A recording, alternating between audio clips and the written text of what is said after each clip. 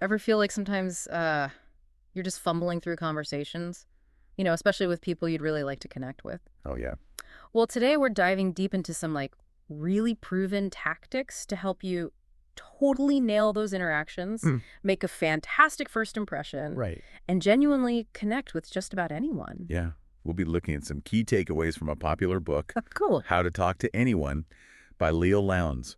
It's full of practical tips and some really surprising insights. Yeah. I think it can totally change how you approach conversations. This deep dive is perfect for anyone who wants to feel more confident and engaging, whether you're at a networking event or on a first date or even just chatting with someone new at the coffee shop. Yeah. What if simply holding someone's gaze a little longer could spark a connection?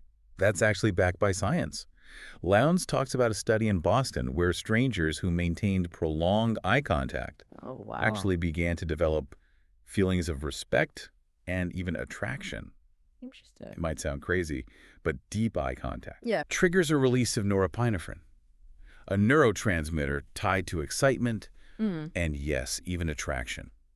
So it's not just a pickup artist trick then? No. It makes sense, though. When someone really looks at you, it makes you feel seen and acknowledged. Right. And isn't that a basic human need we all have?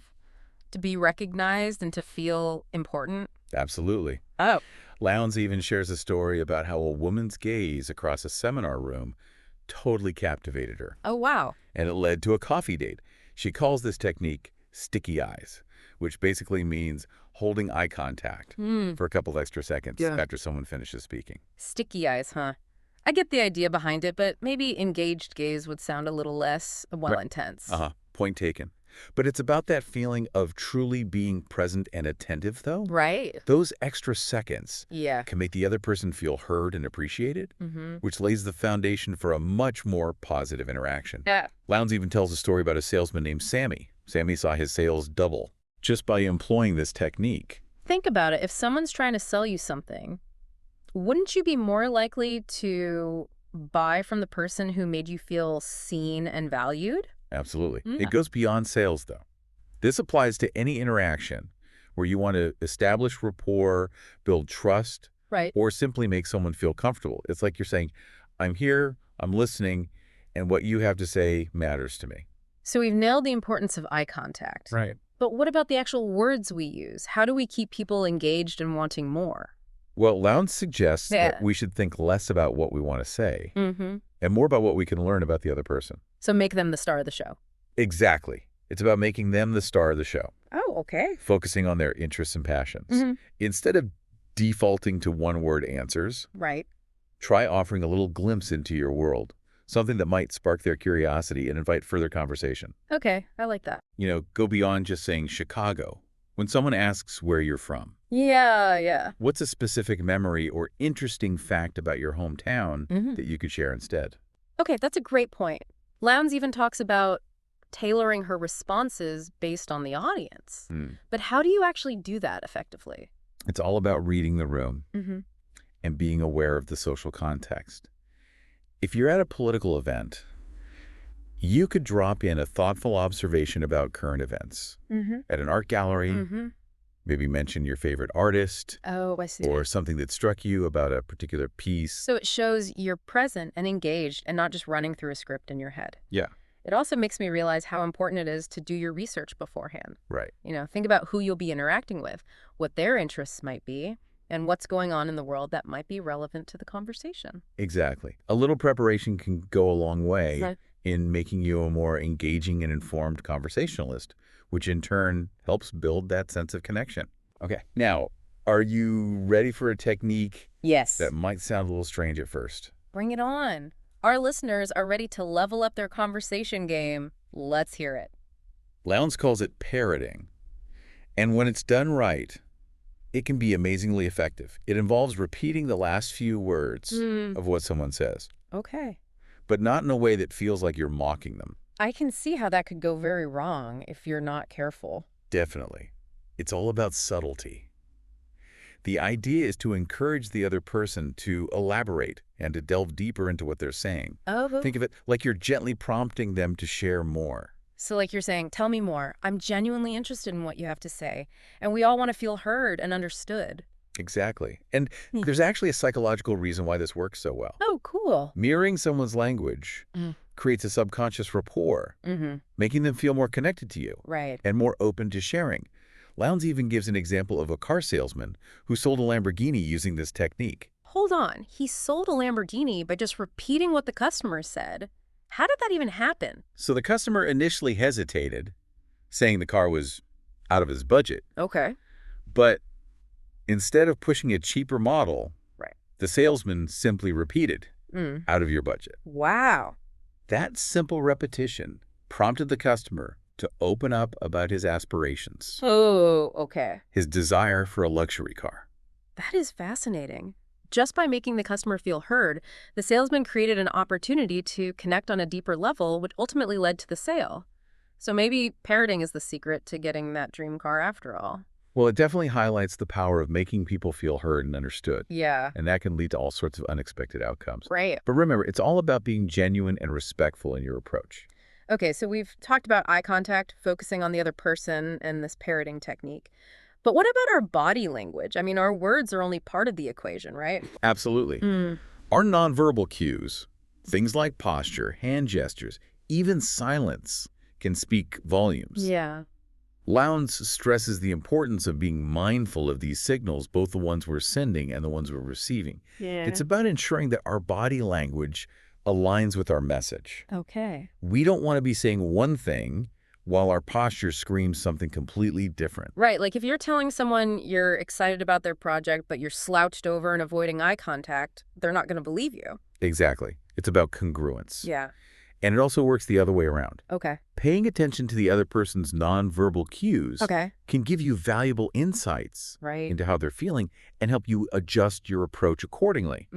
Are they leaning in, eager to hear more, or subtly pulling away, feeling uncomfortable? Oh, interesting. These subtle signs can make a huge difference in how the conversation flows. Lowndes offers a lot of great tips on improving nonverbal communication. And one that stuck with me is about avoiding empty thank yous. Instead of just saying thank you, complete the thought, thank you for asking, thank you for your help, and so on. It feels so much more sincere, right? It really does. It adds a layer of intention and appreciation Yeah. that makes people feel genuinely valued. You're not just going through the motions. Right. Yeah. You're truly present and engaged in the interaction. This is all so eye-opening. Yeah. So we've covered eye contact, focusing on the other person, parroting, and nonverbal brilliance. Where do we go from here on our journey to becoming master connectors? Well, one of the most powerful ways to connect with people is by making them feel special. And Lowndes suggests that expanding your horizons is a great way to do this. You know, if you're always trying new things, learning about different cultures, stepping outside of your comfort zone, doesn't that make you a more interesting person to talk to? It makes so much sense. You're adding new chapters to your story. Yeah. And those stories become conversation starters. Exactly. It's about being curious about the world around you. Yeah. That curiosity translates into how you interact with others. You become more engaging and relatable. Right. And then there's the simple power of making people feel appreciated. Yeah. A warm smile, a genuine compliment, Right. a shared joke. Those small gestures can really forge lasting connections.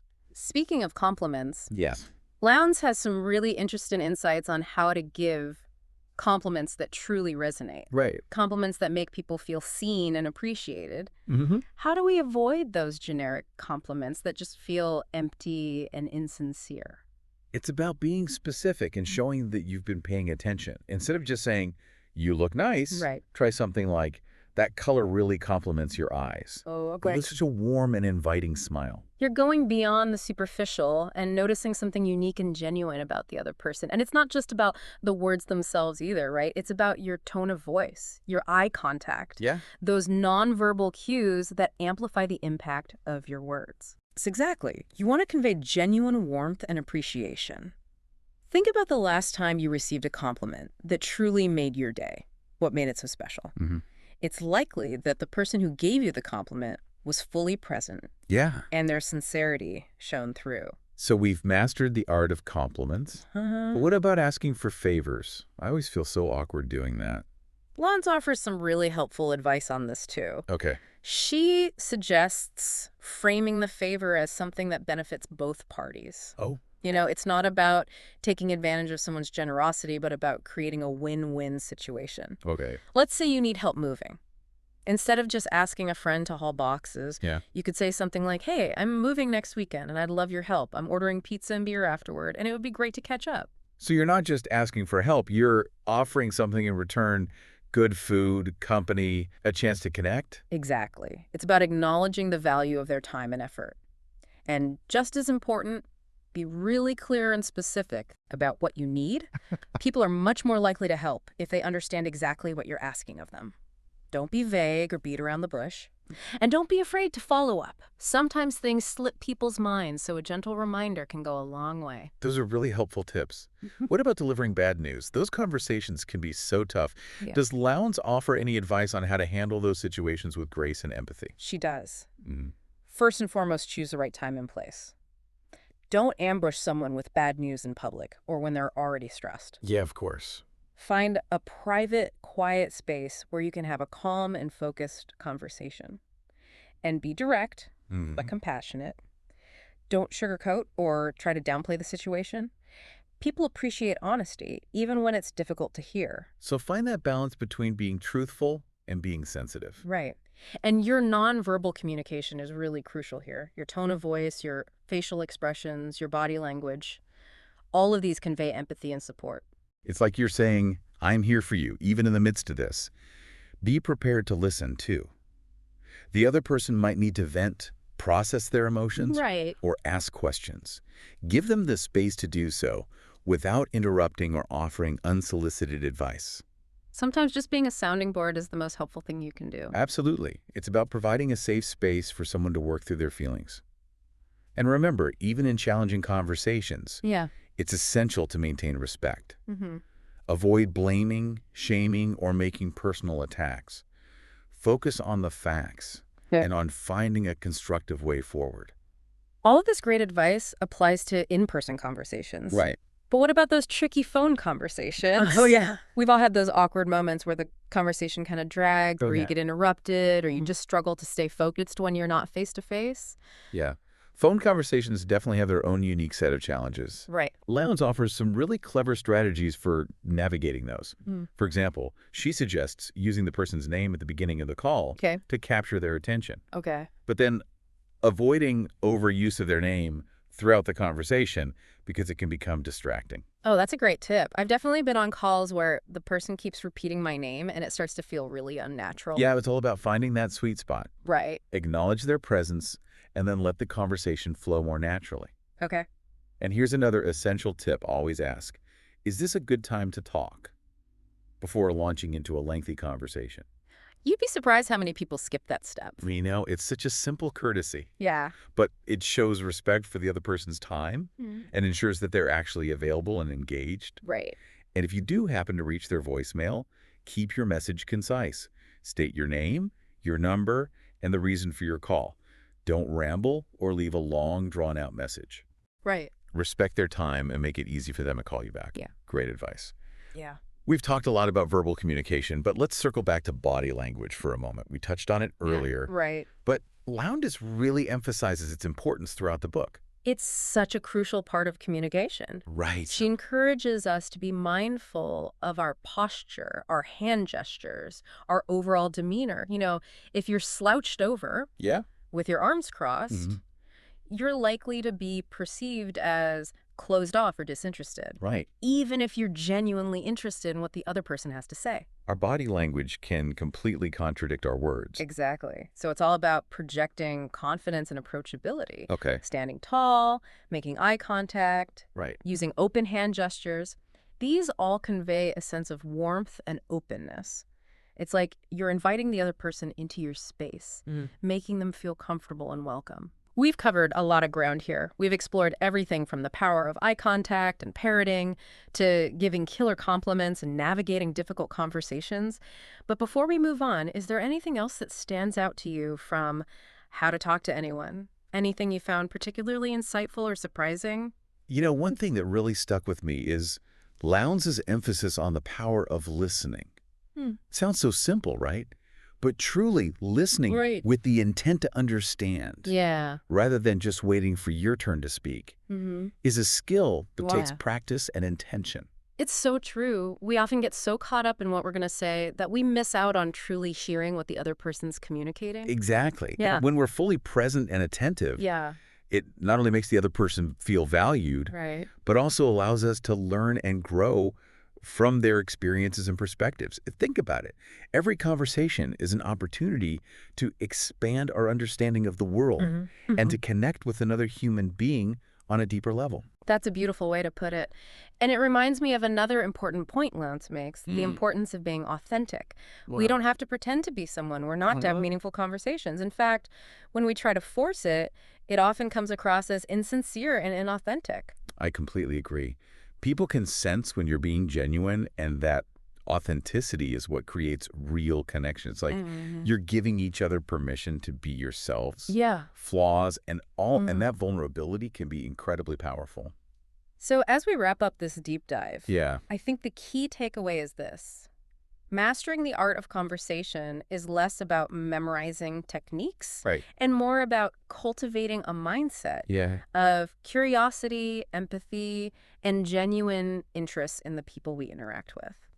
You know, it's interesting to think about how often we go through conversations on autopilot. We're so caught up in our own thoughts and worries that we miss out on the opportunity to truly connect with the people around us. It's like we're physically present, Right. but mentally checked out.